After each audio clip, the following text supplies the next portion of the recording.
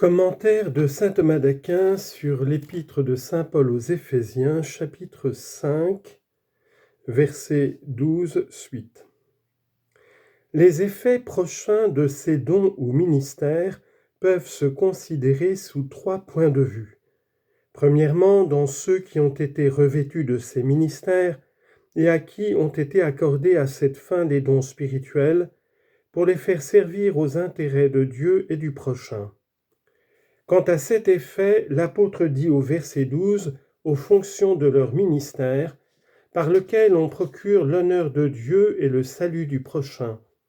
Confère 1 Corinthiens 4, verset 1, que les hommes nous considèrent comme les ministres de Jésus-Christ. Et Isaïe, chapitre 61, verset 6, vous serez nommés les ministres de notre Dieu. Deuxièmement, par rapport à la perfection de ceux qui croient déjà, ainsi qu'il est dit au verset 12, pour mener à leur fin les saints, c'est-à-dire pour la perfection de ceux qui sont déjà sanctifiés par la foi de Jésus-Christ.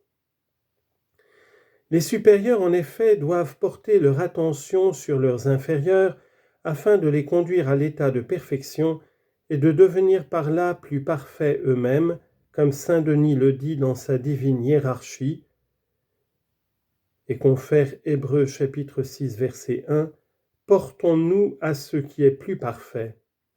Et Isaïe chapitre 10 verset 22, « La justice se répandra comme un fleuve sur le petit nombre qui sera sauvé, car le Dieu des armées réduira son peuple à quelques hommes restés au milieu de la terre. » Troisièmement, enfin, par rapport à la conversion des infidèles, ce qui fait dire à l'apôtre au verset 12, à l'édification du corps de Jésus-Christ, c'est-à-dire pour que les infidèles qui entrent dans la construction de l'Église de Jésus-Christ, qui est son corps, se convertissent.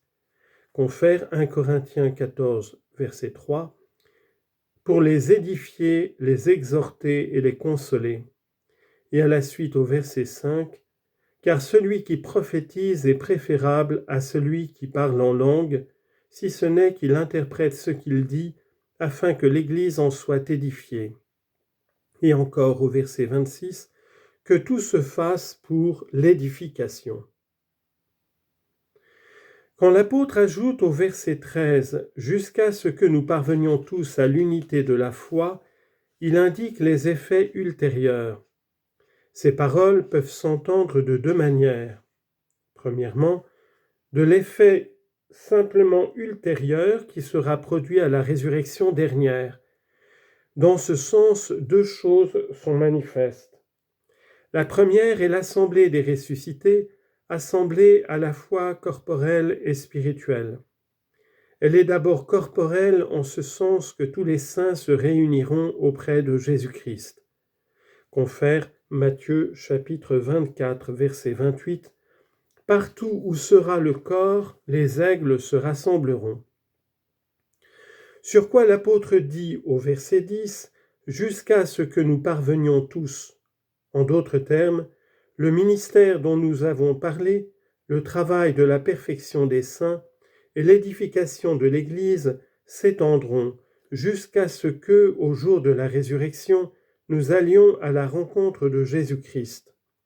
Confère Matthieu chapitre 25 verset 6. Voici l'époux qui vient, aller devant lui, au-devant de lui. Et Amos chapitre 4 verset 12. Préparez-vous, ô Israël, à aller au-devant de votre Dieu. Nous irons aussi à la rencontre les uns des autres. Confère 1 Thessaloniciens 4, 17. Nous serons emportés avec eux dans les nuées, pour aller au-devant du Seigneur au milieu de l'air. Et Philippiens chapitre 3 verset 11, afin que je puisse en quelque manière que ce soit aller à la résurrection des morts. En second lieu, l'assemblée sera spirituelle en raison des intérêts qui ont pour base la même foi, ce dont l'apôtre dit au verset 13, à l'unité d'une même foi. Confère ci-dessus, chapitre 4, verset 5, « Il n'y a qu'un Seigneur et qu'une foi. » Et encore, en travaillant avec soin à conserver l'unité d'un même esprit par le lien de la paix. À raison aussi de la récompense qui consiste dans la parfaite vision et connaissance de Dieu dont il est dit, 1 Corinthiens 13, 11, « Je connaîtrai alors comme moi-même je suis connu ». Sur ceci, l'apôtre dit au verset 13, « Et de la connaissance du Fils de Dieu ». Confère Jérémie 31, 34, « Tous me connaîtront, dit le Seigneur ». Secondement, saint Paul indique ses effets par rapport à l'état parfait de ceux qui ressuscitent.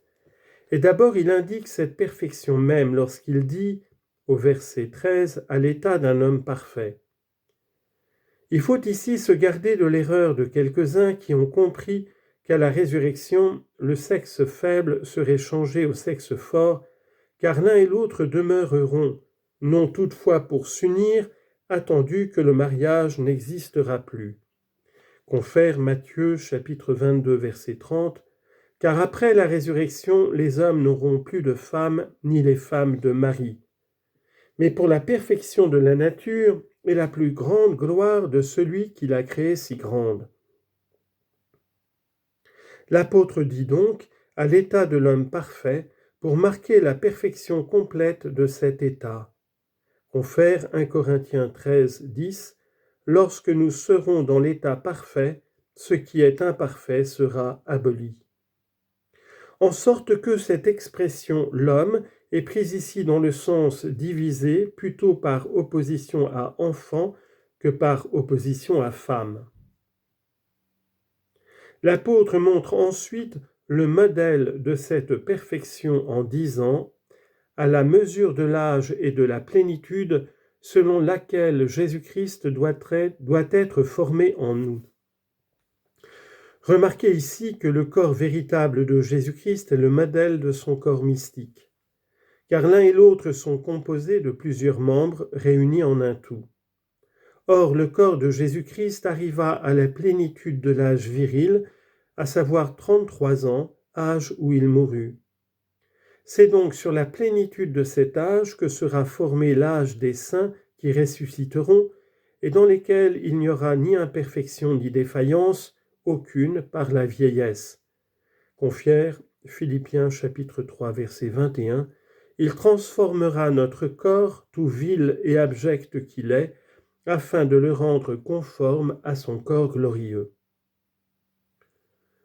On peut encore entendre ce passage du fruit ultérieur de la vie présente, dans laquelle les fidèles se rencontreront tous pour une même foi, une même connaissance de la vérité. Confère Jean chapitre 10 verset 16, « J'ai encore d'autres brebis qui ne sont pas de cette bergerie. » Dans ce sens encore, le corps mystique de Jésus-Christ forme sa perfection spirituelle à la ressemblance du corps véritable de Jésus-Christ, et suivant cette explication, le corps entier de l'Église est appelé un corps viril, suivant cette comparaison dont se sert l'apôtre, Galates chapitre 4 verset 1, « Tant que l'héritier est enfant, il n'est point différent d'un serviteur. »